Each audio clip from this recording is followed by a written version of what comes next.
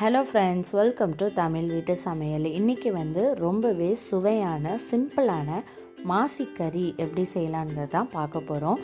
இது செய்கிறது ரொம்ப ஈஸி. இது சாதத்துக்கு மட்டும் இல்லை, இடியாப்பத்துக்கும் ரொம்ப சூப்பராக இருக்கும். இப்போ வாங்க இந்த சிம்பிளான மாசிக்கறியை எப்படி செய்யலாங்கிறத பார்க்கலாம். இதுக்கு 100 கிராம் அளவுக்கு மாசி எடுத்துக்கோங்க. இதுதான் அந்த மாசி. இதை அப்படியே மிக்சியில் போட்டு அரைக்க முடியாது, ஏன்னா மிக்சி ஜார் அந்த பிளேடு வீணாக போயிடும். ஸோ அதனால் உரலில் போட்டு 2-3 தடவை நல்லா தட்டிட்டு அதுக்கப்புறம் மிக்சியில் போட்டு கொரன்னு அரைச்சி எடுத்துக்கோங்க. ரொம்ப ஃபைன் பவுடராக அரைக்காமல் கொரன்னு அரைச்சி எடுத்துக்கோங்க. ஸோ இந்த மாதிரி அரைச்சி எடுத்துக்கோங்க. இப்போ எப்படி செய்யலாங்கிறத பார்க்கலாம். ஒரு கடாய் எடுத்து அடுப்பில் காய வச்சுக்கோங்க. அதில் 3-4 டேபிள் ஸ்பூன் அளவுக்கு தேங்காய் எண்ணெய் சேர்த்துக்கோங்க. தேங்காய் எண்ணெயில் செஞ்சிங்கன்னா ரொம்ப சூப்பராக இருக்கும். எண்ணெய் காஞ்சதுக்கப்புறம் 1 டீஸ்பூன் அளவுக்கு பெருஞ்சீரகம், 1 டீஸ்பூன் சீரகம் சேர்த்து நல்லா பொரிய விட்டுருங்க. இந்த ரெசிப்பியை பொறுத்த வரைக்கும் சின்ன வெங்காயம் தான் ரொம்ப நல்லாயிருக்கும். நான் 100 கிராம் மாசிக்கு 200 கிராம் சின்ன வெங்காயம் எடுத்திருக்கேன். அதை 2 கட் பண்ணியிருக்கேன்.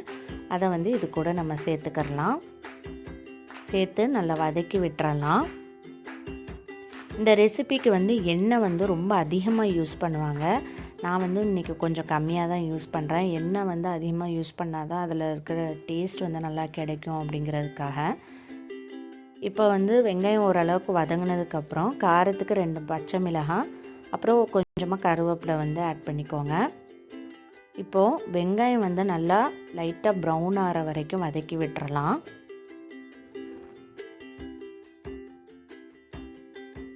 இப்போ வெங்காயம் வதங்கும் போதே நீங்கள் இஞ்சி பூண்டு பேஸ்ட் 1 டீஸ்பூன் அளவுக்கு சேர்த்துக்கோங்க. அதை நான் மறந்துட்டேன், அதுக்கப்புறம் தான் நான் சேர்த்தேன். ஸோ இப்போ பார்த்திங்கன்னா நான் மாசி சேர்த்துருக்கேன். சேர்த்துட்டு ஒரு 2 நிமிஷம் நல்லா அந்த எண்ணெயில் வதக்கி விட்டுருங்க.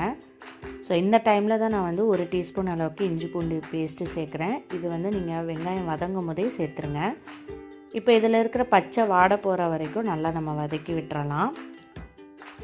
இந்த டைமில் ஒரு 2-3 காஞ்ச மிளகாயை தீயில நல்லா சுட்டுட்டு அதை 1/4 மூடி அளவுக்கு தேங்காயில் மிக்ஸி ஜாரில் போட்டு நல்லா இந்த மாதிரி அரைச்சி எடுத்துக்கோங்க. தண்ணிலாம் சேர்க்காமல் இந்த மாதிரி அரைச்சிக்கோங்க.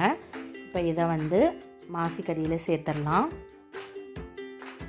சேர்த்துட்டு இது கூட 1 டீஸ்பூன் அளவுக்கு சீரகத்தூள் ஆட் பண்ணிக்கோங்க.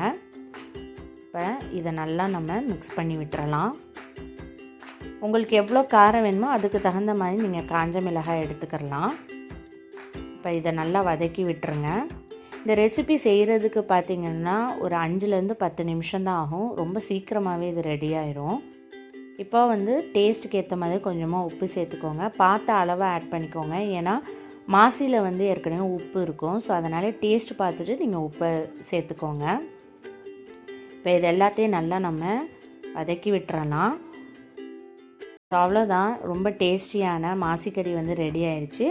லாஸ்ட்டில் கொஞ்சமாக கொத்தமல்லி தழை தூவி மிக்ஸ் பண்ணி விட்டுட்டு சர்வ் பண்ண ஆரம்பிச்சிடலாம். இது தேங்காய் பால் ரசத்துக்கு ரொம்ப சூப்பராக இருக்கும்.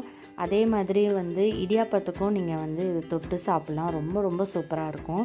ட்ரை பண்ணி பாருங்கள். இந்த ரெசிபி கண்டிப்பாக உங்களுக்கு ரொம்ப பிடிக்கும். ட்ரை பண்ணி பார்த்துட்டு எப்படி இருந்துச்சுன்னு ஃபீட்பேக் சொல்லுங்கள். இந்த வீடியோ பிடிச்சிருந்துச்சுன்னா லைக் பண்ணுங்கள், ஷேர் பண்ணுங்கள், மறக்காமல் சப்ஸ்கிரைப் பண்ணுங்கள்.